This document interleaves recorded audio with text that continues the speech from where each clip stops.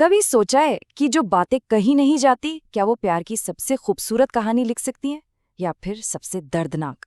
आज हम इसी में गहरे उतरेंगे, ये समझने के लिए कि कैसे खामोशी भी एक कहानी कहती है और कभी-कभी तो सबसे जोर से चीखती है।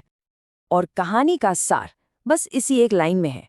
देखिए, एक तरफ है फीलिंग्स जो धीरे धीरे बहुत धीरे धीरे पनप रही हैं, और दूसरी तरफ हैं उसके नतीजे जो कभी भी दरवाजा खटखटा सकते हैं। और इन दोनों के बिल्कुल बीच में फंसा है कैरी। सवाल यह है कि आखिर ऐसा क्या होने वाला है जिसे सिर्फ कैरी देख पा रहा है। तो कहानी की शुरुआत होती है चीनी के कुछ अनकहे इशारों से। चलिए देखते हैं कि कैसे उसके ये छोटे छोटे मासूम से लगने वाले एक्शन एक बहुत बड़े तूफान की नींव रख रहे हैं।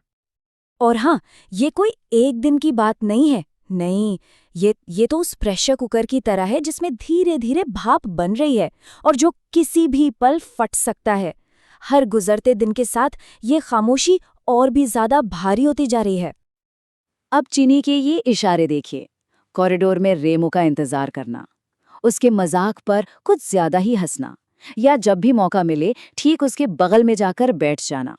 ये सिर्फ दोस्ती तो नहीं है ना? नहीं, ये तो एक तरफा प्यार का एक बढ़ता हुआ इजहार है। वो अपनी पूरी दुनिया रेमो के इर्द गिर्द बुन रही है। और सच कहूं, यही बात इस कहानी को इतना दिलचस्प और इतना खतरनाक भी बनाती है। और अब आता है कहानी का सबसे बड़ा ट्विस्ट।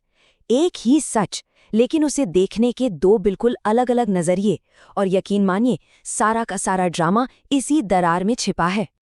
तो चलिए सबसे पहले रेमो की दुनिया में चलते हैं। मजे की बात यह है कि वो कहानी के बिल्कुल सेंटर में है, पर उसे इस बात का जरा भी अंदाजा नहीं है कि उसके आसपास चल क्या रहा है। उसके लिए तो चिनी बस एक दोस्त है। उसकी आंखों पर ना दोस्ती की एक पट्टी बंधी हुई है। उसे चिनी के हर इशारे में, हर एक्शन में सिर्फ एक अच्छी दोस्त नजर आती है। और उसकी यही नासमझी आने वाले तूफान को और भी भयानक बना रही है।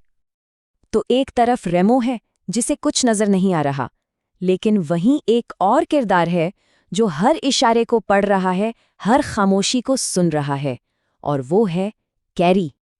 ये चीज सब कुछ एकदम साफ कर देती है। एक तरफ है रेमो की बेखबर मासूम सी दुनिया, और दूसरी तरफ है कैरी की हकीकत जो आने वाले खतरे को साफ साफ देख सकता है। सोचिए, एक ही पल में दो अलग अलग कहानियां एक साथ चल रही हैं। कैरी क्या देख रहा है? वो सिर्फ चीनी की मुस्कुराहटें नहीं देख रहा, वो उन मुस्कुराहटों के पीछे छिपी उम्मीद देख रहा है।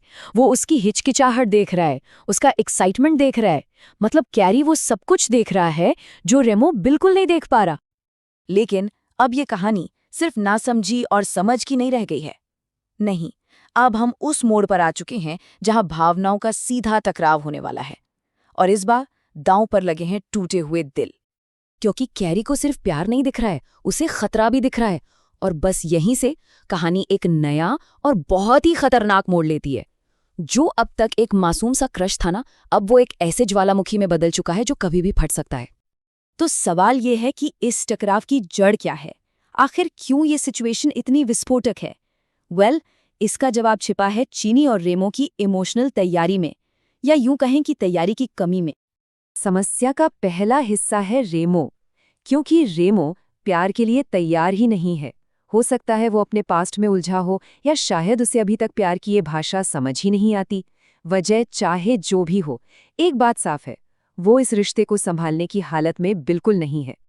और फिर दूसरी तरफ है चीनी, जिसका दिल उम्मीदों से लबालब भरा है, और वो दिल टूटने के लिए बिल्कुल भी तैयार नहीं है। वो इस कहानी में अपना सब कुछ दांव पे लगा रही है, और उसे इस बात का जरा भी अंदाजा नहीं कि वो सीधे सीधे दिल टूटने की राह पर चल रही है।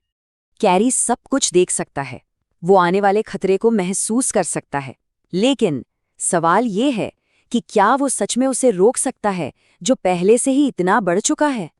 क्या वो इस कहानी का अंत बदल सकता है, या फिर कुछ कहानियां टूटने के लिए ही लिखी जाती हैं? और यही सवाल हमें इस कहानी के सबसे मुश्किल सच के साथ